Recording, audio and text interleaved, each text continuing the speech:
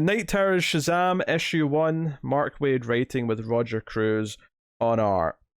I think one of the things that I liked about it, and this is really important, is of like what is the story saying kind of way, but I do think this uses the idea of dream logic in a more intriguing way. There's a moment in this where, this is an example, where Mary's talking to the foster parents about going somewhere. I think she's got an appointment with a sleep doctor, and they say, "Oh, let's go get a cab." And the cab is like, it's like a yellow taxi, but it's limo length, right? So it's just like a weird detail.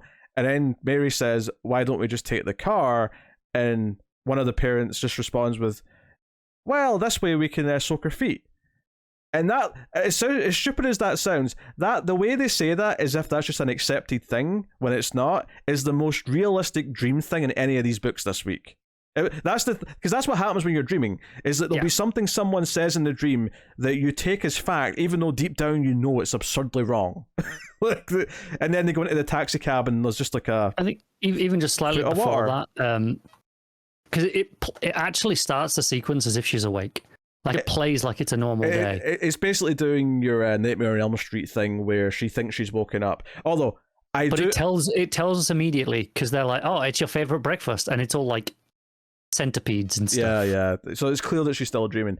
I do love the idea, though. This is the thing. It still suffers from some of the overall problems with these Night Terrors books, but I think there's more fun ideas in this. Specifically, this idea that she's asleep and she's in her dreams saying Shazam.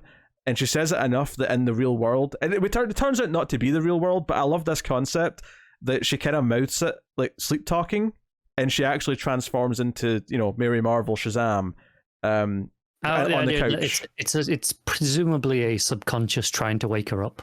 Yeah. And I also love the tease that's the wisdom part of her powers that are kind of like, hey, this isn't right. Like, we know something's not right here. So I thought this at least felt like it was. Whereas Green Lantern, like, he was never aware it was a nightmare. There was no hints to him that something strange was going on, and he was trying to figure it out. I think at least here with Mary, there's these little hints that there is something wrong, and that the wisdom of the powers is trying to like help her along to like figure it out. And I thought that was conceptually quite a good idea. Ultimately, does the story like? It still has some bits that I'm not as fond of, like Billy in a Black Adam looking outfit was a bit weird. This is one of the elements I like more. Oh, really? Part of the issue. It's the idea, if this is Mary's nightmare, it's, well, what if Billy was essentially Black Adam? Like, what if he kind of fell to the dark side? But also the idea that he might take the power back, because eventually she's, in the dream she's saying Shazam and it's not working because he's like, that's my magic word. Like, you can't use that anymore. Because he's the one that's worthy and not her, right? Yeah. I think that. I still don't think it's a great issue. I think this is one of the better ones by far. Yeah. I think it uses the dream logic it's still like a way to jump around scenes, because it gets to the end of the sequence in the taxi, and there's like, she saves it off a cliff. It's normal length now at this point, but she saves it from falling off a cliff. And they're like, "Oh, well, we've got to take you to your appointment." And she's like, "Never mind, I'm already here." It's still dream logic, but it uses it in a more coherent way for a story, I would say, as opposed to just cutting every scene. And there's even that page where it implies that this whole Shazamming in her sleep's happening every day. And it's like, Monday, Tuesday, Wednesday. I think this one has a lot more little fun ideas, and it's trying to use the boundaries of what this is supposed to fit into in an interesting way to actually say something about the character. And I think part of what's helping it as well is that Wade chose to do this with Mary instead of Billy, and say, you know what, the main book's about Billy right now, so I'm going to use this as a chance to tell a little story about Mary's fears. And it feels that we're actually learning something, basically new about Mary. Like, these fears are kind of interesting because we don't really talk about them that much, and maybe, I'm sure there is some old issues somewhere that maybe tap into this, but this doesn't feel like retread ground that we go over all the time. So seeing that Mary's a little scared that, one day Billy could just take the powers back and she won't feel as important anymore, as an interesting concept, and it adds something to her character. It feels like it's expanding the character it's talking about. So I think that just that choice of saying, no, Mary's going to be the main character of these two issues instead of Billy, so that I'm saying something about another one of the family members before maybe she becomes more prominent later on in his run, or whatever the plan is. But either way, I think that was a smart choice. Yeah. So yeah, she goes to the place for the appointment, and sure enough, evil Billy's there and ties her to a thing. And then the other thing I liked about this issue is how shockingly kind of dark it gets at the end. So evil Billy in the Black Adam outfit has Mary tied to a table or whatever, and he brings in Freddy, and he kneels down next to Freddy and says Shazam, and Freddy gets struck by lightning and looks like he gets set on fire until he's just a pile of bones. And then he brings in, Eugene, he brings in the others, and one by one seemingly just strikes them with lightning by saying Shazam. And it's this torturous thing. Mary's watching her family members all be murdered by Billy, which again could tap into the fear of maybe one day this power is going to consume them all, and she has to protect them all, so she feels that she's responsible for protecting them. This issue, more than most, is really heavily dependent on its second issue actually delivering on some of these things it's tapping into. Because we're reading into this saying, oh, it's touching on maybe this fear and that fear. I think if the second issue kind of just brushes it under and becomes an action sequence. Oh yeah, that would be a disappointment. That really kind of takes this back down. I think right now I'm feeling quite positive that it won't just do that, just because I feel like these things aren't just one little moment we're reading into. I think he sets some of these things up earlier on and then expands upon them by the end. So even if issue 2 is maybe a bit more action focused, these feel like ideas that he's intentionally trying to make us think about, rather than it's just fodder for whatever we're doing next. I agree. I think just to compare this to some of the other books, this is where I said on Green Lantern, I said I didn't blame Adams entirely, but he held some blame because it's his job as a writer for hire to kind of come up with something.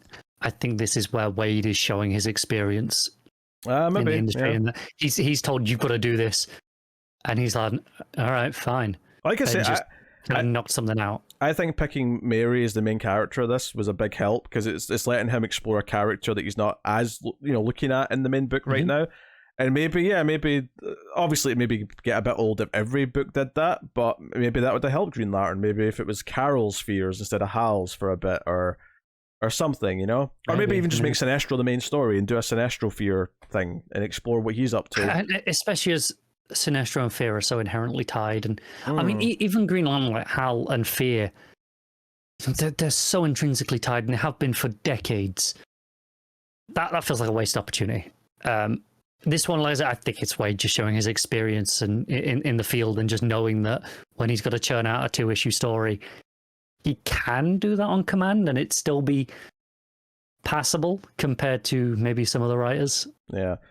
And obviously, yes, Sinestro did get the backup in Green Lantern, but if it had gotten the full book to actually explore and tell a proper story out of it, it might have actually said something meaningful. Yeah. So no. This here, I think the art's a lot weaker here than in some of the other ones. Really? I'm not a big fan of Cruz. I don't like his faces. I think it works well enough. I do think Cruz's faces can be a little off. He's very early 2000s. Yeah, which I don't mind per se. And I think he does come across as a slightly weaker... Because Cruz was put on the Batgirls book after Jorge Corona had been on it. And he did feel like a bit of a downgrade. I can see why they would put that on there, though. But I do think it works well enough in the context of this. I think at the very least, even if you don't love his faces, they're definitely expressive and get across Yeah, I don't think they're objectively bad. They're just maybe not to my tastes. I don't really like it as much. It reminds me a lot of, I don't know, the early John's JSA stuff, but not as strong for me. But stylistically, it's very much in that early 2000s realm, and that's just not my favorite style of art. Yeah. So after Darla is burned at the end, Billy leans in and whispers Shazam into Mary's ear, and that's the cliffhanger. So we'll see how we pay off that in the next issue. But certainly I think this is one that I'm still very interested in reading the next issue of. So, credit where credit is due, because I do think at least it's saying some new interesting things about Mary. And we're kind of a little bit spoiled there because we just got that great miniseries about Mary not too long ago, so she has been getting some spotlight. That was really good. All right, what are you giving Night Terror's Shazam? I will give this one a 6 out of 10. Okay. I will go with a 7. I thought it was good. So it still has some sort of bits that I think the second issue could really bring it all together and make it feel like it really had something to say, and I think that'll retroactively make this one feel even better. Yeah, I do agree with that sentiment that the second issue is make or break. It could make this issue feel higher or lower in retrospect, depending on if it delivers on what I think thematically, it does kind of interestingly tie into what's going on in the Shazam book right now, because the whole idea that, at least to the kids just now, like Billy's Shazam persona is kind of like acting aggressive and saying things and going off the wall without his control. And this idea that part of the fear in the main book right now is what if he ends up like Black Adam? So